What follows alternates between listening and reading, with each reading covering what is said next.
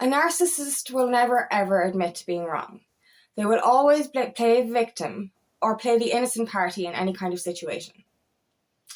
They will always try and blame their victim for their bad behavior or their abuse with these backhanded apologies. Like, I'm sorry you made me do this. I'm sorry you made me so angry. I'm sorry you made me shout at you this way. They will never actually own up to their bad behavior or their abuse. And they will always try and put the blame onto somebody else. My name is Angela Cleary. I'm a feminine empowerment coach, and I specialise in healing after narcissistic abuse. The problem is with narcissists is they're compulsive liars. But they also have this superiority where they have to be right all the time. And, if you have scientific evidence to prove a narcissist wrong, they're still going to tell you that you're wrong. They will never own up to their mistakes, and they will never own up to their abuse. They will never truly apologize for their behavior. They will love bomb. They will act like they're sorry. But listen to the cues. Listen to their actual words. Do they actually apologize for what they said? Do they actually apologize for what they did? Do they actually apologize for their behavior? Or are they backhanded apologies? Are they blaming you within their apology? Because this is a very, very sure narcissistic trait. This is science. This is proof that this person is lying to you. And I've noticed this with narcissists my whole life. They don't know how to tell the truth. And I think this is a disease within their brain.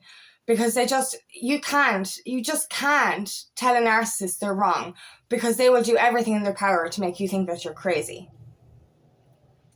And, if you retaliate in any way towards them after they've abused you, they will come back at you and say that you're crazy, you're the one overreacting, look at you shouting now. It's your fault that I did this, it's your fault that I did that. They will never actually own up to their behaviour. And I've noticed this with narcissists as well in my own personal past. They will victimize themselves when you're the one that's suffering. So this doesn't even have to be something that they did to you. This could be something that happened to you externally. And your narcissistic partner or your narcissistic parent, whoever is in your vicinity that's narcissistic, will turn your trauma around onto you as if it happened to them. And this is really, really, it's heartbreaking, because when I was in my narcissistic relationship of 8 years, around 6 years in, I had an external experience. I had a massive trauma happen to me. And my narcissist boyfriend at the time acted as if it happened to him. But not only that, blamed me for it. Blamed me for something that happened to me as if it happened to him. I was the one that suffered. I was the one that had to go to therapy. I was the one that was in the deepest, darkest depths of hell after this. And he acted as if the trauma happened to him. Like, that is, you're expecting support from your partner.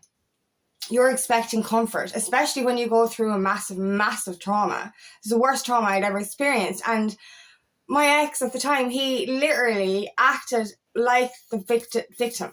He acted as if my pain was his, and acted as if I caused his pain.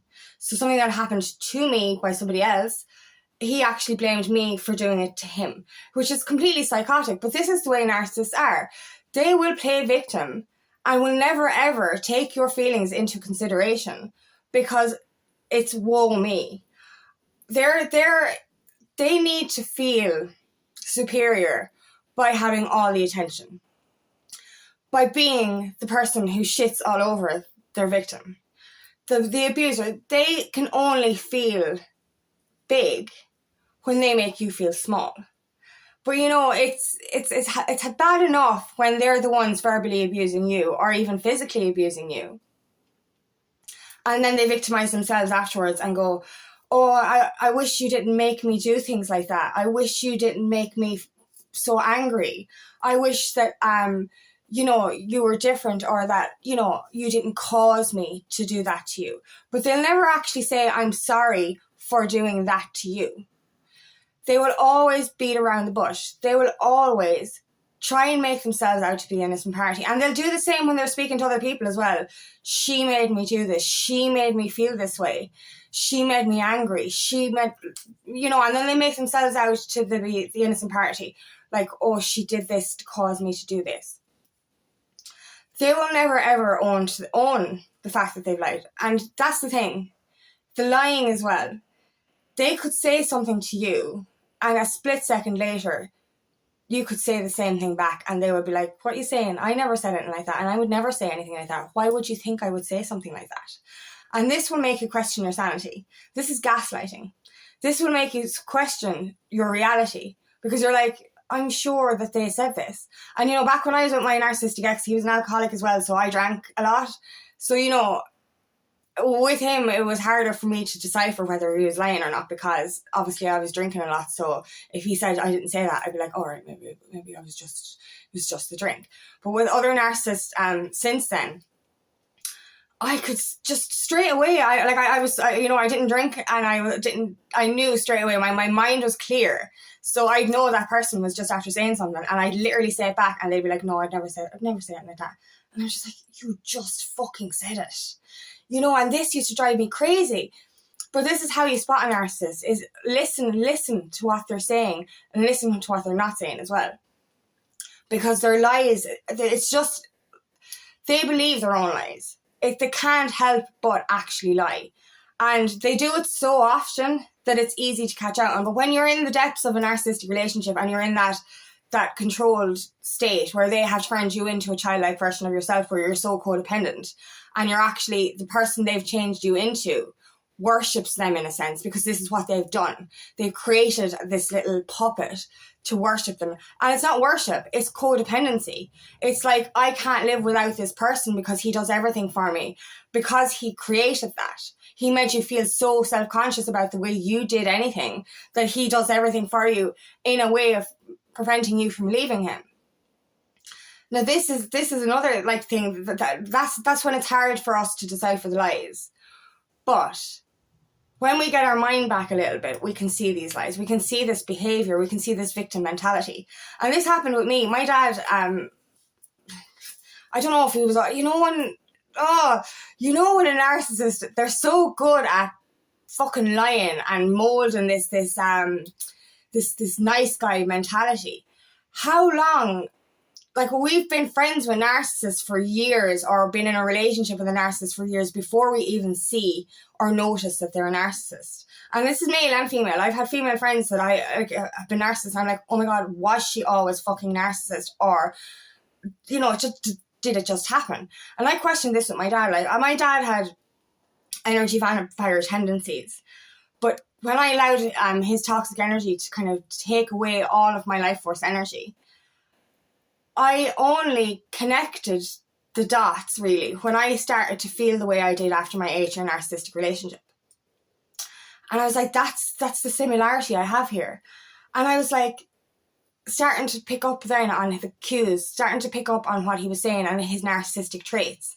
And literally, when I set boundaries, my dad retaliated first of all, he said I had a mental disorder, but he retaliated with he texted me a list of all my past traumas and said, my heart bleeds when I think of this happening to you, this happened to you, this happened to you. So literally, he victimized himself for all my past traumas, but brought up all my past traumas as a way of making me feel deflated, so I'd run back and be codependent. And also, this really upset me. The trauma I spoke about in my 8-year narcissistic relationship, I brought that up because my dad is like, you have to watch the news, you have to watch the fucking news. And I don't watch the news because it's upsetting. And when I was overcoming my trauma, if I looked, I didn't even have to turn the newspaper open and something similar to my trauma would be on the front page or would be in the news every day. And I finally got so sick of telling my dad that this is 9 years later. And I got so sick of telling my dad I didn't want to watch the news. I told him the reason I stopped watching the news was because of that trauma I experienced back in 2014.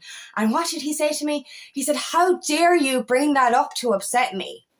How dare I bring up a trauma that happened to me to upset you? And this is when I knew. That's when I knew. I was like, he is as bad as my narcissistic ex. I have to walk away. This is what they do. So that's a question actually I had, was like, was my dad always narcissistic and I just didn't see it because he was a family member? Or did he build these narcissistic traits towards the end? Because I just don't know. Because we do be surrounded by these narcissists, and because of our unhealed trauma and because of our empathic nature, we want to trust these people and we let these people into our lives. And you're like, how long have my female narcissistic friend, nearly 7 to 8 years we were friends, and it was only towards the end that I was like, I know she helped me a lot, so she wasn't evil, like the rest of them were, but towards the end she got bitter and evil, that kind of way. And same with my dad, towards the end he got worse, and I'm like, what the fuck? Like, do you make these people narcissists? And I think part of it does, because you become so uncodependent on them that, their mild narcissism, their mild need for you to need them gets stronger. It gets stronger, because that's what I noticed about my female narcissist friend of, 7, 8 years. That she was such a good person, but it was like, she needed people to need her. This was her narcissistic trait. She needed people to be codependent on her. And I figured out the reasons why, but that's not important now. And it was towards the end when, like, she helped me so much to come out of that narcissistic relationship I was in and to grow into the person, I needed to be. And I'm so grateful for that. But because I up-leveled more than she wanted me to, and I stopped needing her, she got angry, she retaliated, she got bitter. And I think the same thing happened with my dad, is that when I stopped needing him, when I told him I needed boundaries, that's when the monster came out. That was like, no. And that's the thing, they need to be needed. They need to feel superior by owning you, by owning everything, they need your need. And I think that's why we don't see it at the start, is because we need them. We're in a vulnerable state.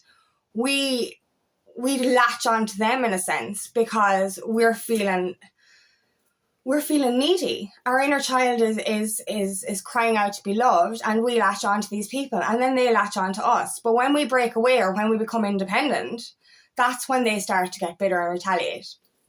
That's when they start to victimize themselves. That's when they start to try and control how other people see you then. If you break away, they're going to try and turn other people against you. But understand this, with the narcissist, and I remember, like, my narcissist back in school, my first ever narcissist, she hurt me first. And all the other girls were still worshipping her the same way I used to worship her. And I told the girls what she did to me. And they were like, no, but she's so nice to us. She's so nice to us. And no matter how much I told the girls that she was a bad person, they wouldn't listen. They wouldn't understand. And then I kind of understood then, because one by one, these girls came back to me after suffering at her hands, after getting sucked in and then getting treated like shit the same way I was. And I started to realize that no matter how much you tell somebody that a person is a bad person or a narcissist, they're not going to believe it until they suffer at the hands themselves. So, that's why people will turn against you after the narcissist, because their act will promote people. They will bring them in the same way that you got sucked in, because they've got that needy thing that they need to heal themselves. But so that's the moral of this really, is when a narcissist, you have to watch their lies, watch what they're saying, catch them out on those lies, because they are trying to gaslight you, and catch them out on their apologies. Listen to the words, because their apologies are never actual apologies. Their apologies are victim mentality apologies. I'm the victim here. They were the ones who abused you physically or emotionally. And they will turn it around in such a way that they're the innocent party and they're the ones that are the victims. They will make out that their abuse towards you was caused by your behaviour. And this is never ever the truth. You didn't do anything wrong. You could sit there in silence and the narcissist will still play the victim and say that you caused their behavior. And the thing is, like, if you do retaliate with a narcissist, they will literally say that you're crazy. Look at you now. Look, you're the one fucking shouting now. But they're the reason, you know, their behavior is the reason that you're getting angry, the reason you're getting upset. And they will make you out then to be the crazy party because you're after raising your voice. And that's the thing, like, you know, when I've had arguments with my ex or even my dad, I'll be shaking and I'll be crying with this pain, this frustration, this trying to get my voice out. And they don't listen. They don't listen. And after my two exes, and after having those kind of arguments and being that kind of upset and being voiceless, I swore I'd never let another man treat me that way again. And then when my dad was making me have these arguments and making me feel the same way I did after a narcissistic relationship, I was like, I'm not doing this again. And it's the hardest thing to walk away from my dad, but I was like, I'm not doing this again. I'm not letting another human being make me feel this way. And we don't deserve that. We don't deserve to feel that powerless and have them victimize themselves for how they've made us feel. And that's what they're doing. They're making us feel powerless.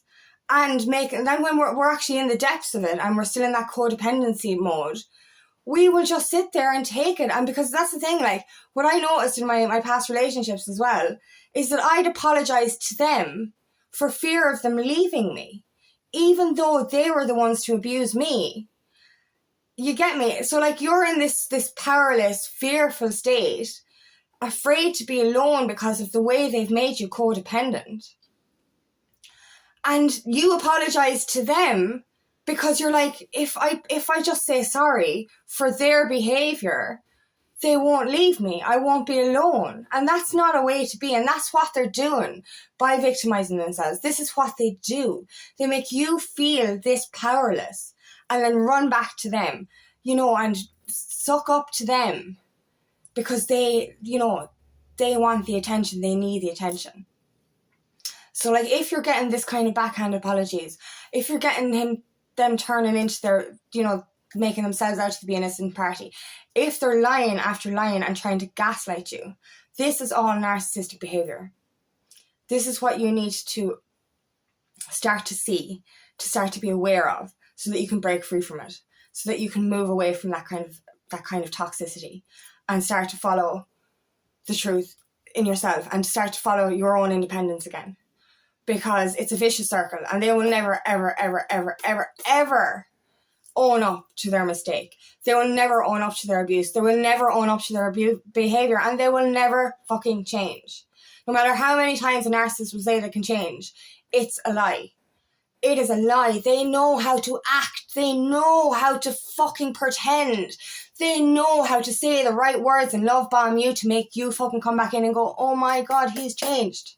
And then bang, the minute you forgive them, they will come back at you with more and more abuse and more bad behavior.